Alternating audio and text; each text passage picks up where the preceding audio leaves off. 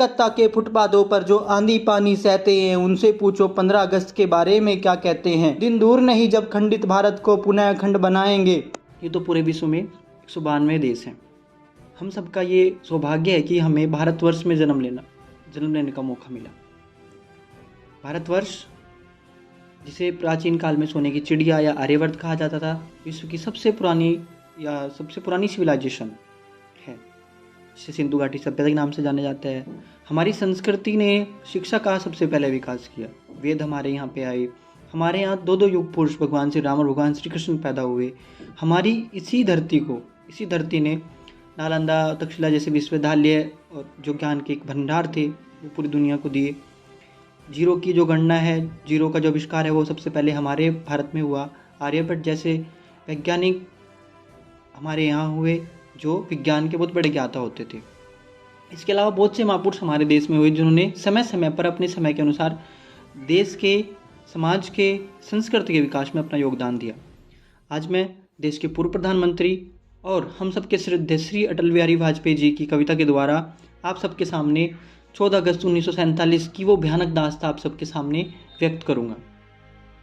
अटल जी हमेशा कहते 15 अगस्त का दिन कहता आज़ादी अभी अधूरी है, सपने सच होने बाकी है रावी की शपथ न पूरी है। देश के पूर्व प्रधानमंत्री होने के साथ साथ अटल जी ने अपनी कविताओं के द्वारा भी सबको अपनी ओर आकर्षित किया। उनकी कविताओं में एक पीड़ा दिखती है, एक राष्ट्रवाद की झलक दिखाई देती है। भारतीय संस्कृति का एक प्रेरणा स्रोत उनकी जो कविताएं उनमें दिखाई देता है। वो अपने आप को गर्व से कहते थे कि मैं छद्म सेक्युलरिज्म दुनिया को दिखाने के लिए मैं छद्म सेक्युलरिज्म नहीं बन सकता, मैं हिंदू हूँ और इस बात को मैं गर्व से कहता हूँ। उन्होंने अपने पूरे जीवन काल में चाहे वो विपक्ष में रहूं या पक्ष में रहूं, हमेशा सच की भाषा को समर्थन किया। उनका आज भी वो स्पीच हमारे रोंगटे खड़े कर देता है, जिसमें उन्होंने कहा था कि मैं रहूं या ना रहूं, ये देश की संसद रहनी चाहिए, इस देश का लोकतंत्र रहना चाहिए। इसी प्रकार उन्होंने विभाजन विभीषिका दिवस, जो कि हम 14 अगस्त 1947 को मनाते हैं, इसके ऊपर एक कविता की रचना की जो हम सबको जगाने वाली है। सबसे पहले मैं आपके सामने विभाजन विभीषिका दिवस की थोड़ी सी बातें कर लेता हूँ।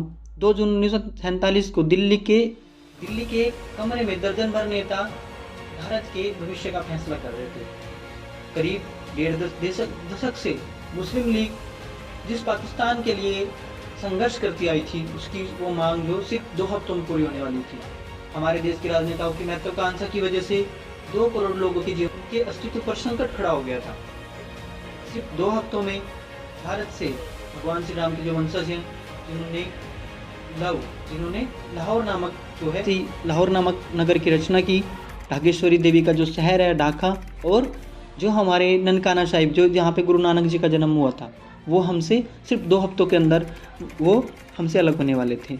10 लाख से ज़्यादा लोग जो हैं उनकी हत्या हुई, उनका शोषण हुआ, उनको दाह संस्कार के लिए भी जगह नहीं मिली।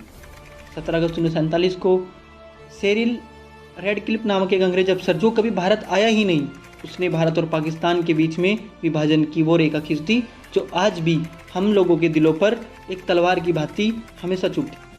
उस एक लाइन ने मानवता का विभाजन कर दिया। सिर्फ देश का विभाजन ही नहीं, मानवता का विभाजन कर दिया। हमारी पावन जो माँ गंगा है वो हमारे पास रह गई, और जिसके नाम पर हमारा नाम हिंदू पड़ा, हमारी सभ्यता का विकास हुआ सिंधु। और जब हम पंजाब, सिंध, गुजरात, मराठा राष्ट्रगान भी जब हम करते हैं तो सिंध जो है वो हमारे से छीन करके पाकिस्तान को दे दिया गया। नालंदा हमारे पास रह गई और भारत के प्रसिद्ध अर्थशास्त्री चाणक्य की जो नगरी तक्षशिला है वो उनके पास चली गई। बाबा बर्फानी, अमरनाथ हमारे पास रह गए, और हमारी शारदा देवी का जो मठ है, जिसको हम लोग आज भी अपनी आरतियों में और अपनी संस्कृति में जीवित रखे हुए हैं, वो शारदा मठ हमारे से छीन करके पाकिस्तान को दे दिया गया। हरमंदिर साहिब अमृतसर के हमारे पास रह गई, और करतारपुर साहिब कॉरिडोर जो है वो पाकिस्तान को चला गया।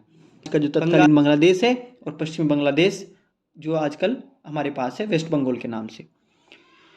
आज़ादी की इस लड़ाई में सिर्फ 14 से लेकर के 15, 16, 17, 20 अगस्त तक नोकली जैसे शहर में 50,000 लोगों की हत्या कर दी गई। गांधी जी वहाँ 4 महीने तक रहे, लेकिन फिर भी वहाँ पर शांति स्थापित नहीं हो पाई। इसकी ब्याहवा दास्तां ये इस बात को कहती है कि रातों रात 2 करोड़ से ज़्यादा लोग बेघर हो गए। सिर लैडक्लिफ ने भी बाद में माना, इस बात को माना कि भारत का विभाजन उनके जीवन की सबसे बड़ी गलतियों में से एक था। 16 अगस्त 1946 को डायरेक्ट एक्शन 1947 को डायरेक्ट एक्शन डे मोहम्मद जिन्ना ने के इशारे पर बिहार से लेकर के बांग्लादेश और उत्तर पश्चिम भारत को आग के हवाले कर दिया। मजहब का पाठ पढ़ाने वाली हमारी सभ्यता, मिलजुल के साथ रहने वाली हमारी सभ्यता एक दूसरे के खून के लिए उतारू हो गई।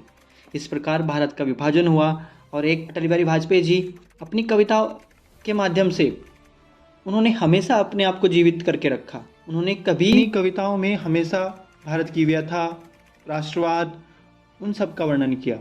तो वो अपनी कविता में क्या कहते हैं? 15 अगस्त का दिन कहता आज़ादी अभी अधूरी है, सपने सच होना बाकी है, रावी की शपथ न पूरी है, जिनकी लाशों पर पग धर के आज़ादी भारत में आई, वे अब तक खानाबदोश गम की काली बादल छाई। कलकत्ता के फुटपाथों पर जो आंधी पानी सहते हैं, उनसे पूछो 15 अगस्त के बारे में क्या कहते हैं। हिंदू के नाते उनका दुख सुनते यदि तुम्हें लाज आती, तो सीमा के उस पार चलो जहाँ सभ्यता, जहाँ कुछ ली जाती। इंसान जहाँ बेचा जाता, ईमान खरीदा जाता है, इस्लाम सिसकिया भरता है, डॉलर मन में मुस्काता है, भूखों को गोली, नंगों को हथियार पहनाए जाते हैं, सूखे कंटों से जिहादी नारे लगवाए जाते हैं।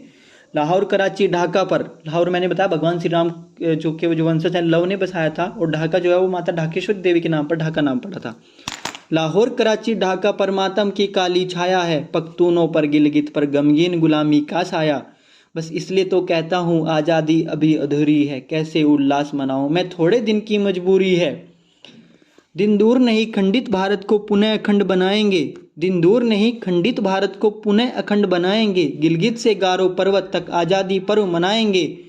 दिन दूर नहीं खंडित भारत को पुनः अखंड बनाएंगे, अखंड मतलब बांग्लादेश, पाकिस्तान और भारत जो आज का तत्कालीन भारत है। उस दिन दूर नहीं खंडित भारत को पुनः अखंड बनाएंगे, गिलगित से गारो पर्वत तक आज़ादी पर्व मनाएंगे। उस स्वर्ण दिवस के लिए आज से अमर कमर कसे बलिदान करे, जो पाया उसमें खो न जाए, जो खोया उसका ध्यान करे। आज़ादी के संघर्ष में और इस आज़ादी को पाते पाते बहुत कुछ खोया है। सिर्फ ज़मीन का टुकड़ा ही नहीं, वो हमारी सभ्यता थी, हमारी संस्कृति थी, सिंध हमारी सभ्यता थी। तो अटल बिहारी वाजपेयी जी ने इस कविता के माध्यम से हम सबको सचेत किया है कि जो पाया उसमें खो न जाए, जो खोया उसका ध्यान करे, आज़ादी अभी अधूरी है, कैसे उल्लास मनाऊंगे। नमस्कार, जय हिंद दोस्तों। अगर आपको मेरी वीडियो अच्छी लगी हो तो सब्सक्राइब करें, मेरी वीडियो को लाइक करें, और आप सभी को भारत के 76वें स्वतंत्रता दिवस की हार्दिक शुभकामनाएं। बहुत बहुत धन्यवाद।